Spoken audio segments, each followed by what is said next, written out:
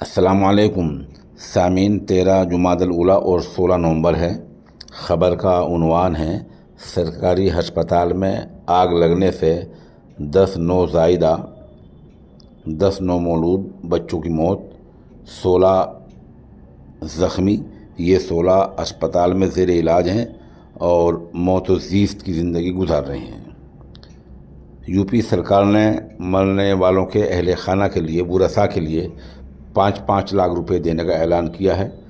وزیر اعلیٰ نے مکمل واقعی جانچ کے سخت آدیش دیے ہیں اور چند گھنٹوں کے اندر رپورٹ مانگی ہے۔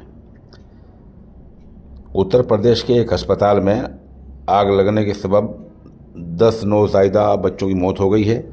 یہ علاقہ جھانسی شہر کا ہے، جہاں مہالکشمی بائی میڈیکل کالج میں آگ بچوں کی انتہائی نگہداشت وارڈ NICU میں لگی تھی۔ ضلع مجسٹریٹ نے 10 بچوں کی موت کی تصدیق کی ہے۔ جھانسی کے chief medical superintendent Sachin Mohr نے صحافیوں کو بتایا کہ واقعہ آکسیجن کنسنٹریٹر کے سبب ہوا ہے۔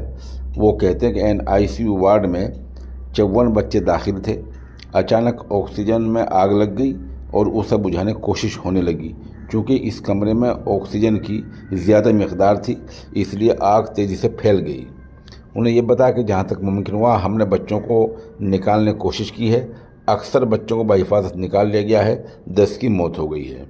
ادھر جھانسی کے ضلع مجسٹریٹ کا کہنا ہے کہ جمعے کی رات شارٹ سرکٹ کی وجہ سے آگ لگی ہے، یعنی بجلی میں کوئی خرابی آئی، تاروں میں کوئی خرابی آئی، یہ آگ اس سے لگی ہے۔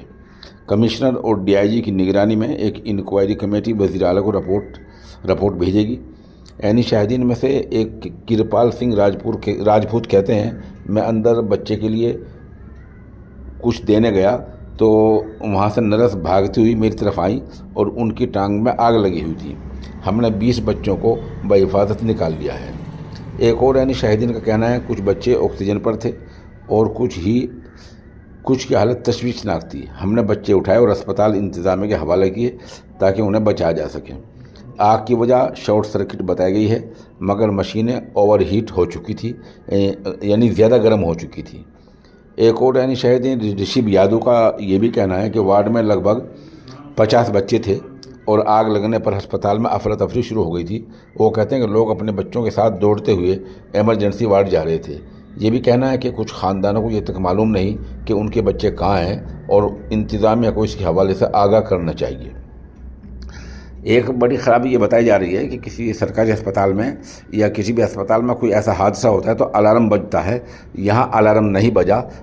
اگر الارم بر وقت بج جاتا تو سرکاری اہلکار ہیں، بڑے اہلکار ہیں اور بچوں کے ورثاء ہیں، والدین تھے، رشتہ دار تھے، قرابت دار تھے، وہ سب ایک دم متحرک ہو جاتے، چوکنا ہو جاتے اور کچھ بچوں کو بچایا جا سکتا تھا۔ بہرحال انکوائری کمیٹی بیٹھی ہوئی ہے۔